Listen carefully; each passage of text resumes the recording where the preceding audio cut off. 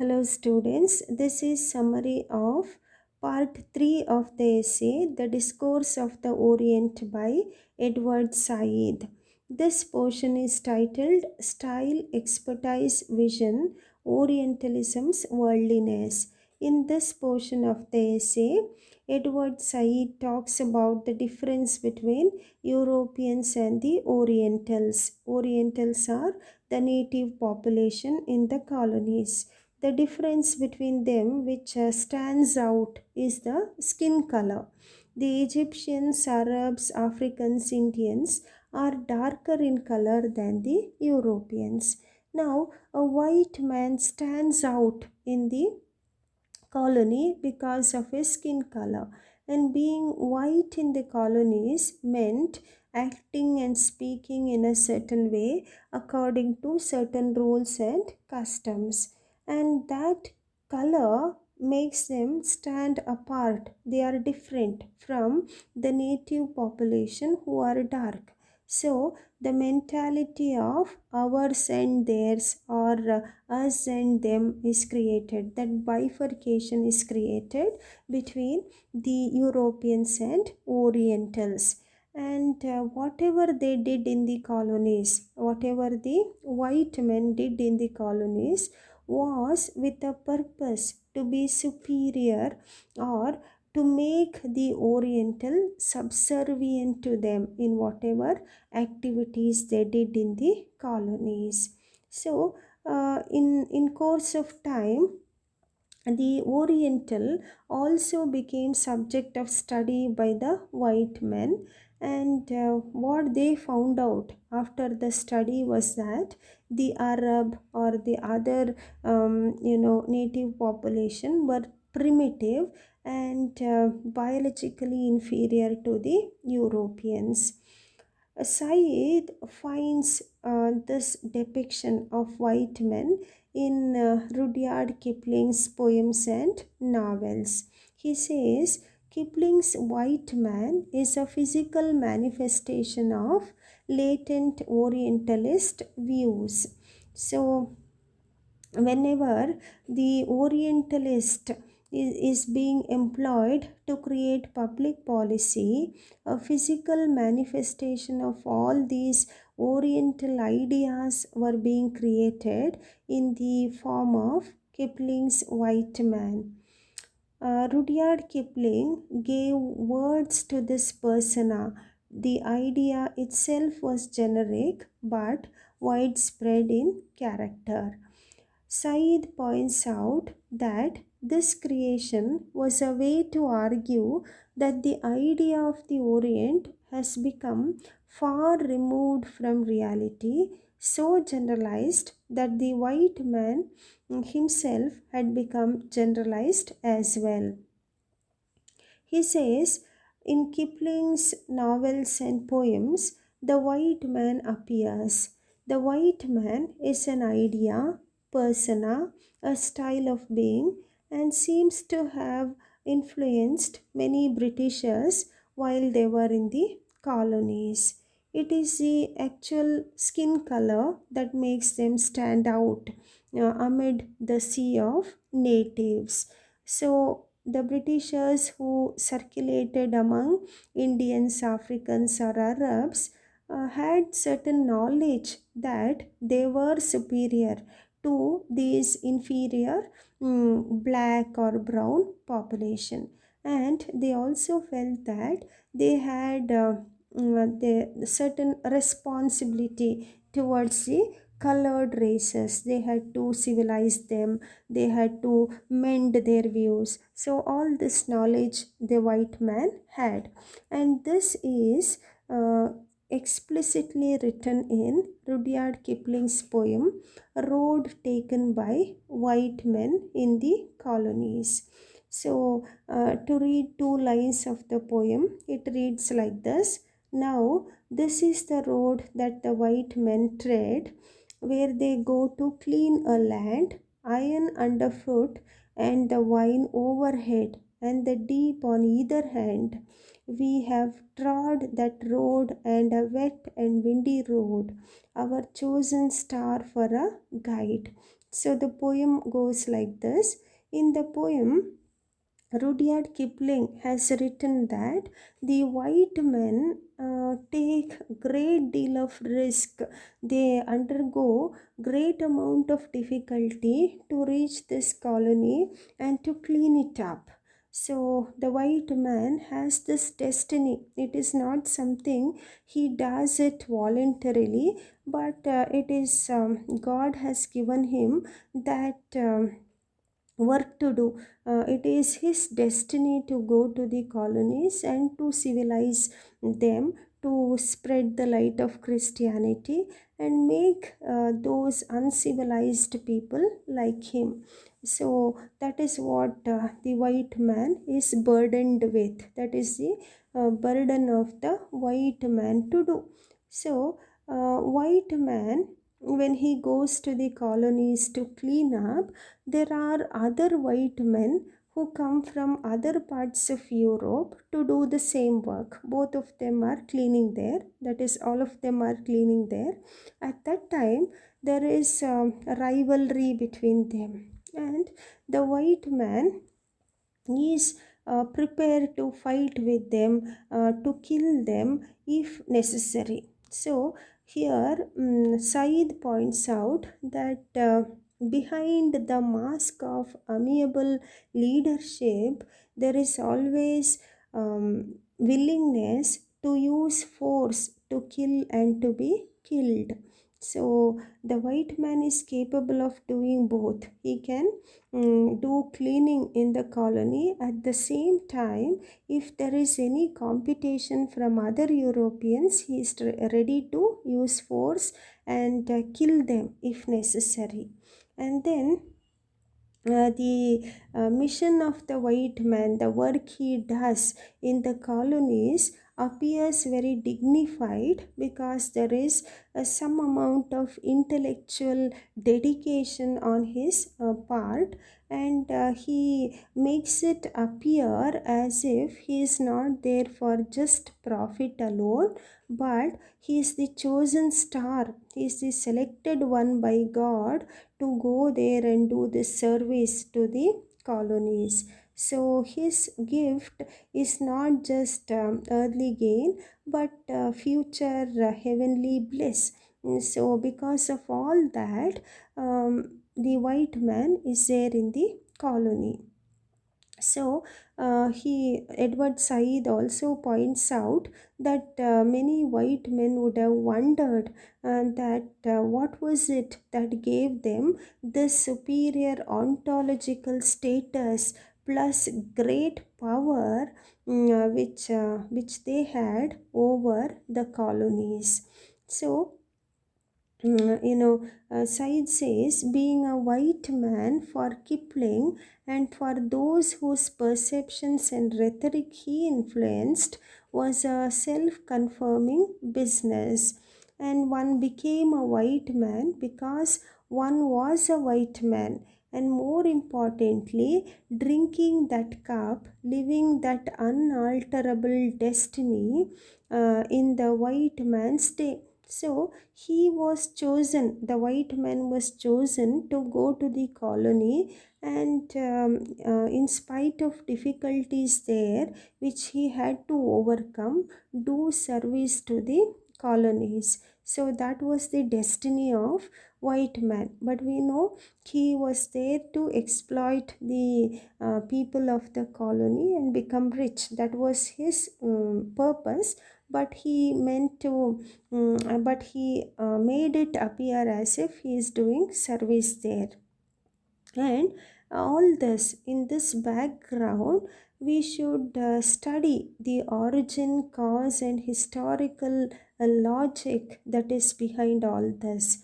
So, being a white man was therefore an idea and a reality. It involved a reasoned position towards both the white and non white worlds. It meant in the colonies, speaking in a certain way, behaving according to a code of regulations, and even feeling certain things and not others. It meant specific judgments, evaluations, gestures. It was a form of authority before which non whites and even whites themselves were expected to bend. In the institutional forms it took, it was an agency for the expression, diffusion, and implementation of policy towards the world. And within this agency, although a certain personal latitude was allowed, the impersonal communal idea of being a white man ruled. Being a white man, in short, was a very concrete manner of being in the world, a way of taking hold of reality, language, and thought. It made a specific style possible. Kipling himself could not merely have happened, the same is true of the white man. So, we have seen here that the white man, when he was in the colony, he stood apart from the colonized subjects because of his skin color. Not only that, he also thought of himself as being very superior, and he felt that the colonized people or the Orientals were inferior to him, and he had more knowledge than them, and that gave him a superior status or power with which he could make the Oriental subservient to him, and through his control over them, he could exercise power and exploit them. And if there was rivalry or competition among other Europeans with him, he was ready to fight, and to kill if it was necessary. Then, in the next portion of the essay, we read that such ideas and their authors emerge out of complex historical and cultural circumstances, at least two of which have much in common with the history of Orientalism in the 19th century.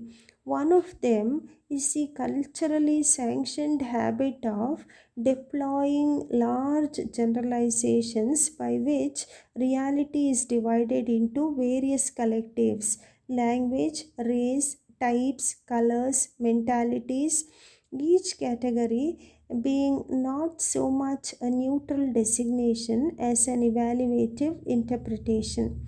Underlying these categories is the rigidly binomial opposition of ours and theirs, with the former always encroaching upon the latter. This opposition was reinforced not only by anthropology, linguistics, and history, but also, of course, by the Darwinian thesis on survival and natural selection, and no less decisive by the rhetoric of high cultural humanism. So he says, when there was the colonies, the colonized population, and the Europeans who were exploiting them, there was this binomial differentiation between ours and theirs. And this division, this binary division of us and them, was further strengthened by the studies that were made in anthropology, linguistics, history, and so on, and also the Darwinian thesis, the work done by Darwin of natural selection was also one of the factors that strengthened the idea of us and them. Then he talks about authors who wrote their opinions They are Renan and Arnold. They generalized about race and they got their ideas from the cultural literacy they had. So, in their opinion, their values were more liberal, humane, correct, and were supported by tradition of informed scholarship, rational inquiry. As Europeans, they all shared the the virtues of all this. Nevertheless, the human partnership formed by reiterated cultural values excluded as much as they included. For the idea about our art, spoken by Arnold, Ruskin, Mill, Newman, Carlyle, Renan, Gobineau, or Comte, another link in the chain binding us together was formed by, while another outsider was banished. So we must remember that for 19th century Europe was an imposing edifice of learning and culture was built on it, so to speak, in the face of actual outsiders here are the colonies, the poor and delinquent people whose role in the culture was to give definition to what they were constitutionally unsuited for. The other circumstance common to the creation of white men and Orientalism is a field commanded by each, as well as the sense that such a field entails peculiar modes, even rituals, behavior, learning, and possession. Every statement made by Orientalists or white men, we can use these interchangeably, conveyed a sense of irreducible distance separating white from colored or Occidental from Oriental. So, whatever study was done or whatever they came to believe told them that Oriental was different from Occidental, or white was completely opposite to that of colored. Moreover, behind each statement, there resonated the tradition of experience, learning, and education that kept the Oriental colored to his position of object studied by the Oriental white instead of vice versa. Where one was in a position of power, the Orient belonged to the system of rule whose principle was simply to make sure that no Oriental was ever allowed to be independent and self rule. The premise there was that since Orientals were ignorant of self government, they had better to be kept that way for their own good. So, through their studies, through their experience and learning, education, the white man believed that the Oriental must never be given freedom because they are all ignorant. They cannot look after themselves. So, they have to be kept under the control of a white man. Since the white man, like Orientalist, lived very close to the line of tension, keeping the colored at bay, he felt incumbent. Means there is the white man has the duty or responsibility on him to take care of the black man. He is ready to define and de-refine the domain he surveyed. Passages of narrative description regularly alternate with passage of re-articulated definition and judgment that disrupt the narrative. This is a characteristic style of writing produced by Oriental experts who operated using Kipling's white man as a mask. So, here Said refers to two authors who travel through Arab nations, and they give a description of what they see there. One of them is T.E. Lawrence, and in his work, he writes, "The Arab appeal to my imagination. In the old civilization, which has refined itself clear of household gods and half the trappings which ours hastens to assume, the gospel of barrenness in materials is a good one, and it involves apparently a sort of moral barrenness too."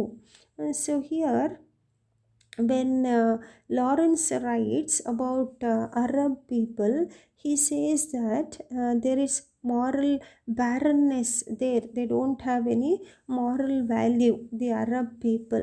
Not only that, he says there is a mental and moral fatigue among the Arabs.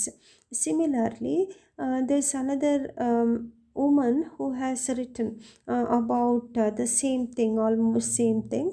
Her name is Gertrude Bell, and she writes, "How many thousand years this state of things has lasted? Namely, Arabs live in a state of war forever. Those who shall read the earliest records of the inner desert will tell us, for it goes back to the first of them. But in all the centuries, the Arab has brought no wisdom from experience." So, whatever may be the amount of time they have spent on this earth, the Arabs don't have any wisdom at all. They don't learn from the mistakes they committed in the past. So, Said gives another example of the same author in a different work. He says, her account, Gertrude Bell's account of life in Damascus. So it goes on like this: "I begin to see dimly what the civilization of a great eastern city means, how they live, what they think, and I have got onto terms with them. I believe the fact of my being English is a great help. We have gone up in the world since 5 years ago. The distance is very marked. I think it is due to the success of our government in Egypt to a great extent." So she says that they are more advanced than this place, Damascus. They have better, codes of behavior and others. So here the Arabs lack whatever the Britishers have. In such statements as these, we note immediately that the Arab or Arabs have an aura of apartness, definiteness, and collective self consistency, such as to wipe out any traces of individual Arabs with narratable life histories. What appealed to Lawrence's imagination was the clarity of the Arab, both as an image and as a supposed philosophy towards life. In both cases, what Lawrence fastens on the Arab, as if seen from the cleansing perspective of one not an Arab, and one for whom such unself-conscious primitive simplicity as the Arab possesses is something defined by the observer. So he says there is some kind of a refinement in the Arab according to Lawrence, but then there is still a lot to be done by them. Then he refers to Yeats' poem Byzantium, and there are few lines given from that poem. he talks about that particular place, Byzantium, in the poem. Paradoxically, the Arab seems to Lawrence to have exhausted himself in his very temporal persistence. The enormous age of Arab civilization has thus served to refine the Arab down to his quintessential attributes and to tire him out morally in the process. So, though to some extent Lawrence praises the Arabs and their life, he says, Lawrence writes that they are exhausted in that process. And in Gertrude Bell's account, we see centuries of experience and no wisdom as a collective entity. Then the Arab accumulates no existential or even semantical thickness. He remains the same except for the exhausting refinements mentioned by Lawrence. From one end to the other of the records of the inner desert. So, whatever the Arabs do, they are not up to the mark. They haven't reached the heights of the Europeans. So, they are still in the primitive state. That is what Gertrude Bell says. And then he says, we are to assume that if an Arab feels joy, if he is sad at the death of his child or parent, if he has sense of injustice, of political tyranny, then those experiences are necessarily subordinate to the sheer unadorned and persistent fact of being an Arab. And then he says the primitiveness of such a state exists simultaneously on at least two levels, one in the definition, which is reductive, and two in reality.